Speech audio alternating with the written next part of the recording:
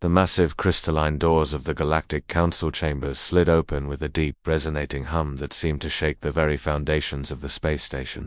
Ambassador Kim Hanna stepped through the threshold, her black diplomatic uniform, a stark contrast against the shimmering walls that stretched impossibly high above her head. The chamber itself was a marvel of alien engineering, carved from a single piece of living crystal that pulsed with soft, multicolored light, responding to the emotions and biorhythms of those within. Behind her, Captain Lee Jimin followed with measured steps, his hand resting casually near his sidearm. To any observer, he appeared to be simple security detail for the human ambassador. The truth was far more complex, but that secret would remain hidden for now. The chamber held representatives from across the galaxy's most powerful civilizations. The Vorthok delegation commanded the center platform, massive reptilian beings, standing nearly 3 meters tall, their scaled hides bearing the scars of countless battles. Their leader, Warchief Kraxus, flexed his claws against the metal armrests of his throne, each talon capable of shredding steel. His yellow eyes tracked Hanna's movement with predatory interest. To the left, the Quellan Trade Federation occupied an elevated platform designed to accommodate their serpentine forms. Supreme Counselor Vexful coiled his lengthy body around a crystalline pillar, his 4 eyes, 2 primary and 2 auxiliary, studying the human delegation with calculating intelligence. The Quellan had built their empire on commerce and information, and they prided themselves on knowing everything worth knowing about every species in the galaxy. The Nexari hive speakers stood motionless on the right side of the chamber, their insectoid forms gleaming under the crystal's light. Unlike the other species, they rarely spoke individually. Their collective consciousness meant that when one spoke, all spoke. The lead hive speaker, designated Next Prim 7, clicked its mandibles, and what might have been anticipation or hunger of other alien species filled the remaining space. Gaseous beings contained in atmospheric suits, crystalline entities that communicated through harmonic resonance, and energy beings that flickered between dimensions. All of them had one thing in common: they viewed humanity as an insignificant newcomer to their ancient galaxy. The human delegation will present their requests, announced the chamber's AI in a voice that dripped with programmed disdain. Even the artificial intelligence had been taught to look down on humanity. Tonna approached the central speaking platform, her footsteps echoing in the vast space. She could feel the weight of hundreds of alien eyes upon her, measuring her strength, cataloging her weaknesses, dismissing her potential. It was exactly what she had expected. Honored counselors of the Galactic Assembly, she began, her voice clear and carrying easily through the chamber's acoustic design. I come before you today not as a conqueror or a supplicant, but as a representative of humanity seeking recognition of our sovereign rights to the systems we have peacefully settled. The first interruption came from Warchief Kraxus, his voice a booming roar that seemed to shake dust from the crystalline walls. Sovereign rights, he laughed, a sound like grinding stone. Your species learned to leave their birthworld 50 rotations ago. My people were building star-spanning empires when your ancestors were still discovering fire. Quite so, added Vexville, his serpentine head weaving hypnotically as he spoke. The Quellan trade networks have detailed records of every species in this galaxy. Humanity represents less than 0.003% of the galactic population, controls no strategic resources, and possesses military capabilities that rank somewhere between primitive and laughable. The Nexari hive speaker's electronic voice joined the chorus of dismissal. The collective consciousness has analyzed human expansion patterns. Inefficient, wasteful, destined for failure within 2 generations. Hanna remained standing calmly at the podium, her hands folded before her. Behind her, Captain Jimin's expression never changed, though his eyes continuously scanned the chamber, noting exit routes, defensive positions, and potential threats. Years of training had taught him to read alien body language, and what he saw concerned him. This wasn't just dismissal, it was the beginning of something far more dangerous. We understand your concerns, Hanna continued, her diplomatic training keeping her voice level despite the mounting hostility. However, colonies in the Kepler, Wolf, and Gliese systems pose no threat to existing territorial claims. We have been careful to settle only uninhabited worlds and disputed or unclaimed regions. Unclaimed. Kraxus stood to his full, imposing height, his battle-scarred hide glistening under the crystal light. No system in this galaxy is unclaimed. Humor, we simply haven't decided what to do with the worthless ones yet. Your presence in our space is an inconvenience. An inconvenience that can be easily resolved. added Dexville with a smile that revealed rows of needle-sharp teeth. The Quellan Federation would be happy to transport your populations back to your homeworld. For a reasonable fee, of course. The chamber erupted in what passed for laughter among the various alien species, a cacophony of roars, hisses, clicks, and electronic harmonics that created a wall of sound.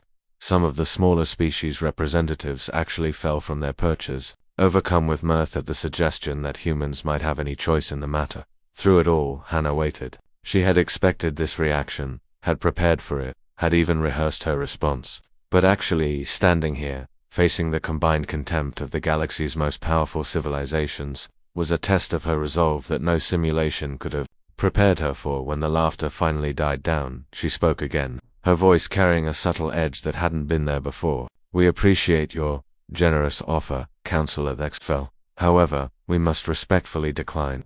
The systems we have settled are now home to millions of human citizens. They have built lives, families, and communities on those worlds. We will not abandon them." "Then you will watch them die," said Nex-Prime-7, its mandibles clicking with mechanical precision.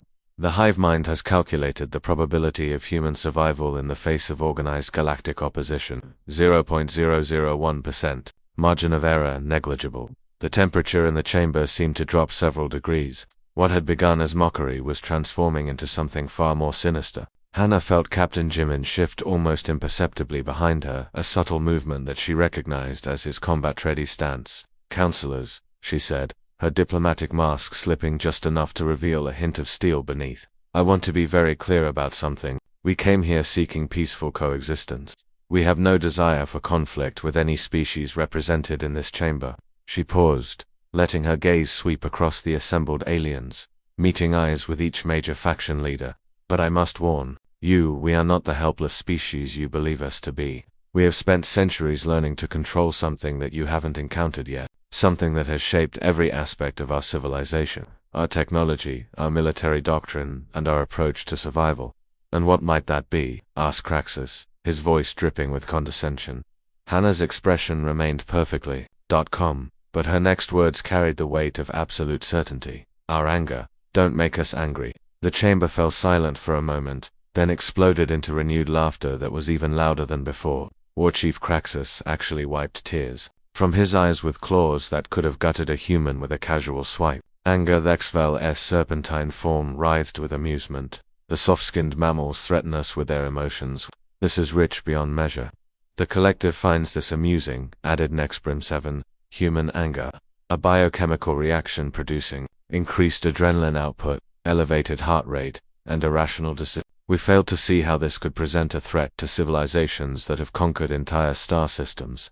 As the mockery continued, Captain Jimin leaned close to Ambassador Hannah and whispered a single word in Korean. "Signal." Hannah shook her head almost imperceptibly. "Not yet." There was still a chance, however slim, that cooler heads might prevail. But as she looked out at the sea of alien faces, some laughing, others calculating, or dismissive, she realized that chance was rapidly disappearing. The galaxy had heard her warning and chosen to ignore it. They would regret that decision. The morning sun cast long shadows across the agricultural domes of New Jeju Colony as Administrator Park Taman reviewed the daily production reports. The settlement had grown from a handful of prefabricated shelters to a thriving community of 50,000 souls in just 8 years. Children played in the parks between the residential sectors while their parents worked in the vertical farms and manufacturing plants that kept the colony running. That it was supposed to be a peaceful day. The emergency klaxon shattered the morning calm, its urgent wail echoing through every corridor and dome. Taman dropped his coffee cup and rushed to the command center, where dozens of technicians were already at their stations, their faces illuminated by the glow of holographic displays. "Report," he called out as he entered the room. Communications Officer Shin Yuna looked up from her console, her face pale. "Sir, we have 3 contacts dropping out of hyperspace at the system's edge. Configuration matches Vorthok heavy cruisers, and they're accelerating toward the planet." Taman felt his stomach drop. The Vorthok were known throughout the galaxy as ruthless raiders who took what they wanted and destroyed what they couldn't use. Their ships were built for war, bristling with weapons that could crack a planet's crust. "Distance and estimated time to arrival?" he asked, forcing his voice to remain steady. "They'll be in weapons range in 6 hours, replied the sensor operator. but they're already charging their main guns. The main display flickered to life, showing the 3 Vorthok vessels as they approached. Each ship was a kilometer long, their hulls covered in armor plating and weapon emplacements. They moved with the confidence of predators approaching helpless prey. Incoming transmission from the lead vessel, Yuna announced. Put it through, Taman ordered. The holographic projector hummed to life, revealing the scarred face of War Chief Kraxus. The Vorthok leader's yellow eyes gleamed with malicious pleasure as he took in the human command center. Human Administrator Kraxus began, his voice a low growl that seemed to shake the very air. I am War Chief Kraxus of the Vorthok Supremacy. You will evacuate this system within 1 solar cycle. This territory now belongs to us. Taman stepped forward, drawing on every ounce of diplomatic training he'd received. War Chief Kraxus, this is sovereign human space. We have legal claims to this system recognized by the Galactic Maritime Authority. We will not abandon our colony. Kraxus' scarred lips pulled back in what might have been a smile revealing rows of razor-sharp teeth. Legal claims, the only law in this galaxy is strength. Human, your species has none. You have no fleet to protect you, no weapons to threaten us, no allies to call upon. You are alone. We have families here, Taman replied, his voice growing. Stronger children, elderly, people who have built their lives on this world. We won't abandon them. Then you will die with them, Kraxus said with casual indifference. Your soft flesh will feed our warhounds, and your bones will decorate our trophy halls. You have 1 solar cycle to evacuate, or we will demonstrate why the Vorthok are feared across the galaxy. The transmission cut abruptly, leaving the command center in tense silence. Taman stood motionless for a moment, processing the threat. Then his training kicked in.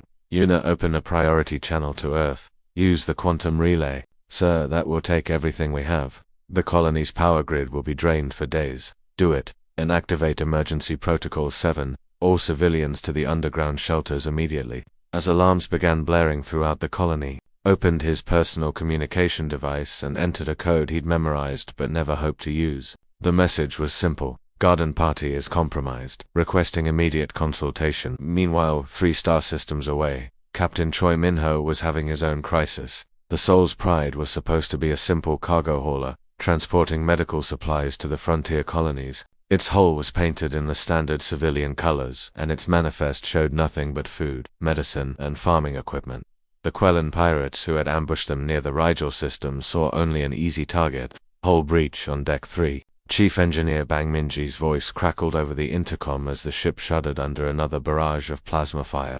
I'm reading massive structural damage to the cargo bay. Minho gripped his captain's chair as the ship bucked and rolled. The bridge lights flickered, and several consoles sparked as overloaded circuits failed. Through the forward viewport he could see the sleek forms of 3 Quellan attack ships closing in for the kill. Captain, they're hailing us, reported First Officer Kim Doyan from the communications station. Put them through. The voice that filled the bridge was melodious and cultured, typical of the Quellan species. Human vessel, this is Commander Slith of the Quellan merchant fleet. You will surrender your cargo and prepare to be boarded. Comply, and your crew will be sold into indentured servitude. Resist, and you will be destroyed. Minho's hand moved to a sealed panel beneath his command console. Inside was a single red button marked with Korean characters that every human ship captain knew by heart. Emergency. Pressing it would send a very specific signal to very specific people. Commander Slith, Minho replied, buying time as his crew continued their emergency procedures. We're carrying medical supplies for the Tau Ceti colony. There are children there who need these medicines. How touching, Slith replied with obvious amusement. Perhaps we'll sell them to the highest bidder. Prepare to be boarded. The Quellan ships moved closer, their boarding tubes extending like mechanical tentacles. Minho looked at his crew, 23 good people who had signed up to help humanity's colonies, not to fight a war. Sir Doyen whispered, Earth's standing orders are clear. If we're boarded, we activate Protocol 9. Minho nodded grimly. Protocol 9 was simple. No human ship, no human technology, and no human crew could be allowed to fall into alien hands, ever. I know the orders, Commander, he replied quietly, but I pray we don't need to use them. His finger hovered over the emergency button as the first Quellan boarding tube clamped onto the Soul's Pride S hull. 600 light-years away. In a bunker buried beneath the mountains of South Korea, General Yu Jinwoo watched the reports flowing in from across human space. The walls of the command center were lined with holographic displays showing every human colony. Every ship, every outpost scattered across the galaxy. Red markers indicated hostile contact, yellow showed potential threats, and blue marked safe zones. There were far too many red markers. Status report, he ordered as Colonel on Soyang approached with a tablet in her hands. 17 colonies have reported hostile contact in the past month, sir, she began, her voice steady despite the grim news. The Vorthok have attacked 6 agricultural worlds.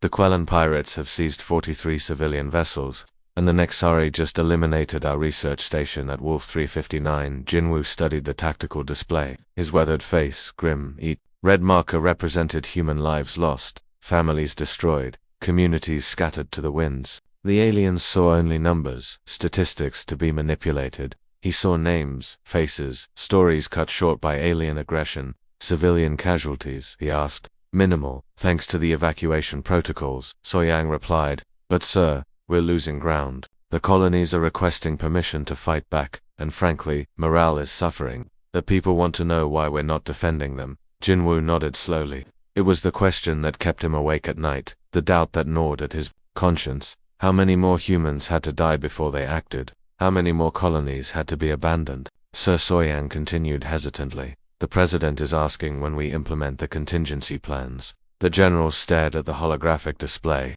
watching as another red marker appeared. New Jeju colony, where 50,000 humans were about to face a Vorthok battle fleet. Good people, innocent people, who had done nothing but try to build a better life among the stars. Tell the President we maintain current protocols, he decided, but begin Phase 2 preparations.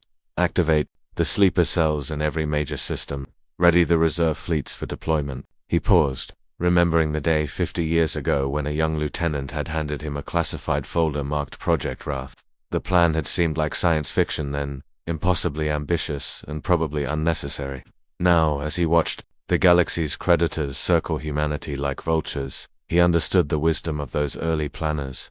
And Colonel, he added quietly, send word to all department heads. If they want to test human resolve, they're about to discover that we've been preparing for this conversation for half a century. As the reports continued to flow in, Jinwoo allowed himself a moment of satisfaction. The aliens thought they were fighting a weak, defenseless species. They had no idea that every helpless human colony was carefully documenting their actions, that every defeated human ship was transmitting detailed intelligence back to Earth, and that every act of aggression was being meticulously recorded by people who had spent decades planning humanity's response.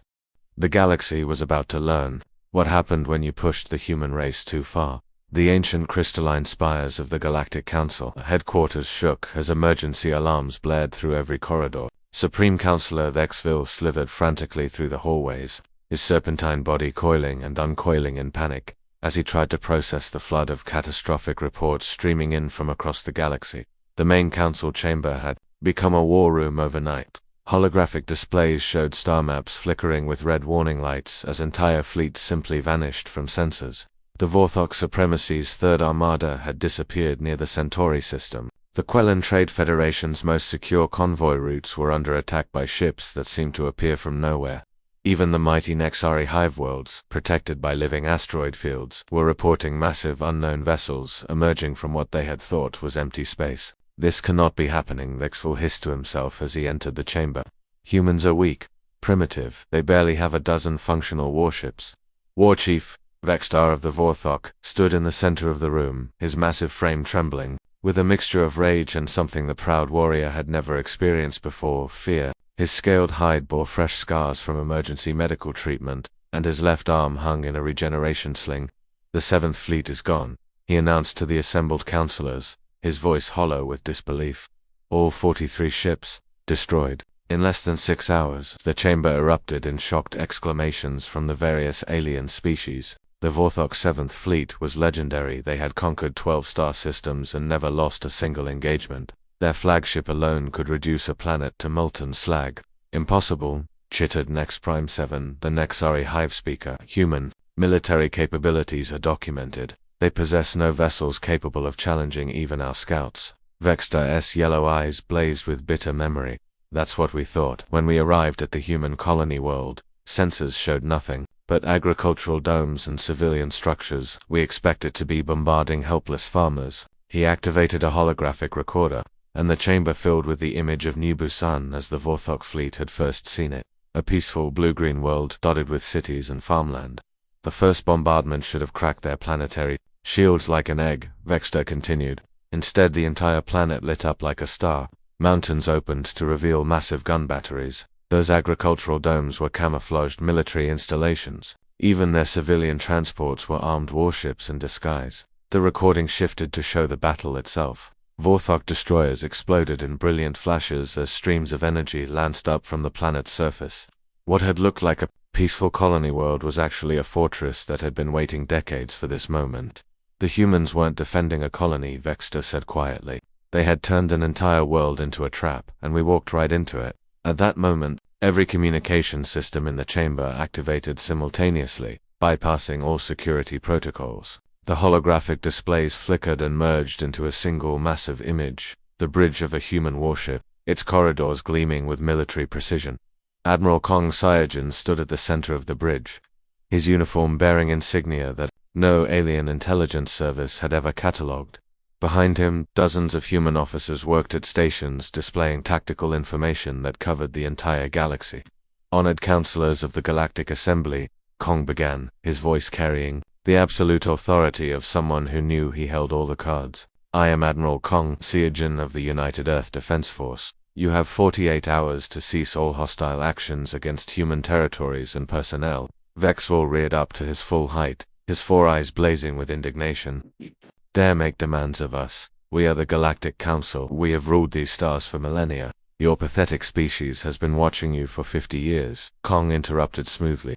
Every fleet movement, every strategic planning session, every weakness in your defenses. We know exactly how many ships you have, where they're stationed, and how quickly they can respond to threats.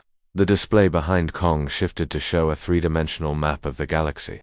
Hundreds of blue dots suddenly appeared throughout the starfield human ships that had been invisible to alien sensors, positioned around every major world and strategic installation. This is impossible, whispered War Chief Exeter. Our intelligence networks would have detected such a massive military buildup. Kong smiled coldly. Your intelligence networks reported exactly what we wanted them to report. Every cargo ship you tracked was a disguised warship mapping your territories. Every research station you dismissed was a forward operating base. Every mining colony you ignored was manufacturing weapons specifically designed to counter your technologies on Earth. President Lee Suman stood in the war room buried beneath Seoul's mountains, watching the galactic display with grim satisfaction. General Yu Jinwoo approached with a secure tablet in his hands. Madam President, all fleets report ready for Phase 4 execution, he said quietly. Suman nodded, her expression heavy with the weight of what was about to happen. General, begin Operation Righteous Fury, and may future generations forgive us for what we're about to unleash. Across the galaxy, the true scope of human preparation revealed itself in a symphony of coordinated violence. Lunar Base, which alien intelligence had catalogued as a simple mining operation, split open like a mechanical flower. Massive shipyards emerged from the moon's hidden interior, revealing construction facilities that dwarfed anything the galaxy had ever seen. Thousands of warships poured out of concealed hangars, their hulls gleaming with weapons that incorporated 50 years of stolen alien technology improved by human engineering.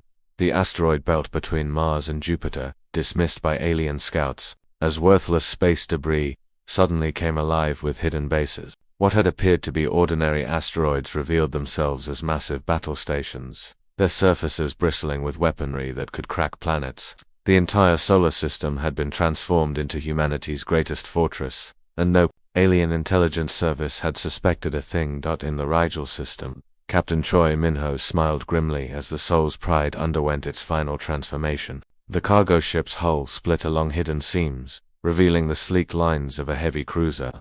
Weapons pods extended from concealed bays while the ship's true reactor came online, flooding the bridge with power that made the very air hum with energy. This is for every human ship you've seized, Minho announced over the communication channels as his weapons locked onto the Quellan pirate fleet. And this is for every colony you've threatened. The Soul's Pride opened fire, its weapons cutting through the enemy ships like a sword through paper. The Quellan pirates, expecting to face a helpless cargo hauler, found themselves outgunned by a vessel that incorporated the best of human and captured alien technology. Throughout the galaxy, similar scenes played out. Human research stations revealed themselves as military command centers, coordinating attacks across dozens of star systems. Mining colonies opened hidden weapon silos and launched swarms of automated fighters. Even the seemingly helpless human refugees fleeing alien attacks turned out to be advanced reconnaissance teams, having spent months mapping enemy positions and identifying strategic targets. The revelation was staggering in its scope and implications. For 50 years, humanity had played the role of the weak newcomer, the primitive species struggling to survive in a hostile galaxy. It had all been an act, the greatest deception in galactic history, while the great powers had dismissed humanity as insignificant. Human engineers had been studying their technology, human strategists had been mapping their weaknesses, and human shipyards had been building the tools of their destruction. The galaxy's ancient rulers, so confident in their superiority, suddenly found themselves facing an enemy that had spent half a century preparing for this exact moment. The humans hadn't just built a military, they had crafted the perfect weapon to destroy everything the galaxy's great powers had built, and they were just getting started. The cargo bay of the human dreadnought Soul's Thunder had been transformed into an improvised courtroom, its metal walls lined with armed human marines in powered armor. The ship itself was a marvel of engineering that no alien intelligence service had ever imagined. 3 kilometers of cutting-edge weaponry disguised as a simple transport vessel for 50 years. Supreme Counselor Vexville sat coiled in the center of the room, his once proud serpentine form now trembling with barely controlled terror. The Quellan leader who had ruled trade routes across half the galaxy for 3 centuries could barely lift his 4 eyes to meet the gaze of his captors. Beside him, Warchief Vexstar of the Vorthok Supremacy knelt in the posture of defeated warriors, his massive frame shaking as he struggled to comprehend how his people's 1,000-year reign of conquest had ended in just 72 hours. The Nexare Hive speaker designated Nex Prime 7 stood motionless nearby, its insectoid form flickering with the desperate electronic chatter of a collective consciousness trying to process the impossible. The hive mind that had calculated the fall of empires and the rise of civilizations had failed to predict humanity's true nature, and the error was driving them toward system-wide madness. Admiral Kim Hanna entered the chamber with measured steps, her polished boots clicking against the metal deck plates. The same woman who had stood before the Galactic Council as a supposedly humble ambassador now wore the midnight blue uniform of Earth's Supreme Naval Command, her shoulders bearing rank insignia that represented authority over the largest military force in galactic history. Behind her walked Captain Lee Jimin, though his role as simple security detail had been revealed as another carefully crafted lie. The man who had stood silently at diplomatic meetings for years was actually the director of human intelligence operations, the architect of the most successful espionage campaign ever conducted. 3 days, Hannah began, her voice carrying the absolute authority of someone who now controlled the fate of entire civilizations. 72 hours from the moment we dropped our disguise to the moment your fleets surrendered or were destroyed. She walked slowly in front of the assembled alien leaders, each step echoing in the chamber like a countdown to judgment. The holographic displays around the room showed the current state of the galaxy. Human ships patrolling every major system, human forces occupying strategic installations, human administrators already taking control of alien government facilities. That the Vorthok Supremacy, which boasted of conquering 12 star systems, lasted 18 hours after we revealed our true capabilities. The Quellan Trade Federation, with its network of merchant fleets and commercial stations spanning the galaxy, surrendered after 36 hours of economic blockade. The Nexari Collective, despite their vaunted hive mind calculations, saw their entire civilization pacified in less than 3 days. Lexville finally found his voice, though it came out as little more than a terrified whisper. How? Our intelligence networks, our spy satellites, our deep cover agents, none of them detected this buildup. It's impossible to hide a military force of this magnitude. Hannah stopped directly in front of the Quellan leader, her expression unchanged. Because we didn't hide it, Counselor, we put it right in front of you and let you dismiss it as harmless. The main holographic display activated, showing a detailed breakdown of human operations across the galaxy. Every civilian installation, every merchant vessel, every research station was revealed for what it truly was, a component in the largest military deception ever undertaken.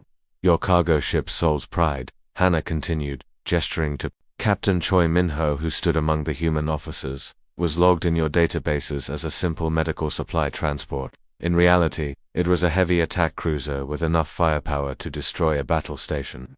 Its cargo runs were actually intelligence-gathering missions, mapping your fleet positions and defensive installations. The display shifted to show the transformation of the Soul's Pride from harmless freighter to deadly warship, its hull splitting apart to reveal weapon systems that incorporated 50 years of reverse-engineered alien technology. Every one of our mining colonies was actually a weapons manufacturing facility, producing ships and equipment specifically designed to counter your technologies. Our agricultural worlds were training centers, where millions of human civilians learned to become soldiers while maintaining their cover as farmers and settlers. War Chief Vexstar looked up with the hollow eyes of a warrior who had seen his entire worldview destroyed. The colony world, New Busan, our sensors showed civilian populations, farming equipment, peaceful settlements, all real, Hannah confirmed. Those families, those children, those communities, they were genuine. But they were also part of the most comprehensive military deception in history. Every farmer was a trained soldier. Every school was a tactical training center. Every agricultural dome concealed weapons systems powerful enough to destroy orbital fleets. The horror of the revelation settled over the alien leaders like a physical weight. For 50 years, they had dismissed humanity as weak, primitive, barely worthy of notice. The truth was that humanity had been studying them, learning from them, preparing to destroy them, all while maintaining the perfect illusion of helplessness. You want to know the real secret? Hannah asked, her voice taking on a harder edge. It wasn't our technology that defeated you. It wasn't our ships or our weapons or our tactics. It was our patience. While you spent centuries fighting each other, competing for territory and resources, we spent 50 years doing something none of you understood. We planned. She activated another display showing the timeline of human expansion. Every colony established, every trade route opened, every diplomatic contact made, all of it had been part of a single, overarching strategy. Every human you met was an intelligence officer. Every conversation was recorded and analyzed. Every weakness in your defenses was catalogued. Every strength was studied and countered. We built our entire civilization around the goal of surviving in a hostile galaxy, and you gave us 50 years to perfect that plan. Nexprim 7's electronic voice crackled with static as the hive mind struggled to process the implications. The collective calculated human expansion patterns. We determined your species would collapse within 2 generations due to resource conflicts and territorial disputes, because that's what we wanted you to calculate. Captain Jimin spoke for the first time, his voice carrying the satisfaction of a master strategist whose plan had worked perfectly. Every piece of information you gathered about humanity was carefully crafted to support that conclusion. Our failures were staged. Our weaknesses were fabricated. Our internal conflicts were theater performed for your benefit. The chamber fell silent except for the steady hum of the ship's engines and the quiet breathing of the human guards. The alien leaders sat or stood in stunned silence, trying to comprehend the magnitude of their defeat and the scale of human deception. Finally, Dexvel raised his head and spoke in a voice filled with desperate hope. Admiral, we acknowledge our error. We recognize human superiority. Perhaps we can negotiate terms. Our species have much to offer in cooperation. Hannah's expression didn't change. Cooperation? You attacked our colonies. You destroyed our ships. You murdered our civilians. And when we warned you, when we specifically told you not to make us angry, you laughed at us. She paused, letting the weight of those words sink in. You showed no mercy to people whose only crime was trying to build peaceful lives among the stars. You offered no cooperation when you thought we were weak. Why should we offer you what you denied us? War Chief Vexter, his warrior's pride finally, completely broken, fell forward onto his hands. What are your terms for our surrender? Simple, Hannah replied without hesitation. Complete and total surrender. Every military vessel, every government facility, every strategic installation is now under human control. Your species will be relocated to designated worlds where you can live in peace under our protection and supervision. And if we refuse? Asked Nexprime 7, though its electronic voice held no hope. Hannah's voice remained perfectly calm, which somehow made her next words even more terrifying. Then your species will be extinct within a month. We have weapons capable of sterilizing entire star systems. We have the means to track down every ship, every hidden base, every last member of your civilizations. We've spent 50 years preparing for this moment. We're ready for any choice you make. The silence stretched for long minutes. Finally, one by one, Each alien leader spoke the words that ended millennia of galactic dominance. We accept your terms. As human guards escorted the former rulers of the galaxy to their quarters aboard the ship, Captain Jimin approached Admiral Hannah. Earth Command is requesting a status report. Hannah looked out through the viewport at the stars beyond. Stars that now flew under human flags, protected by human fleets, governed by human law. Tell them the galaxy is secure, Captain. The age of human expansion can finally begin.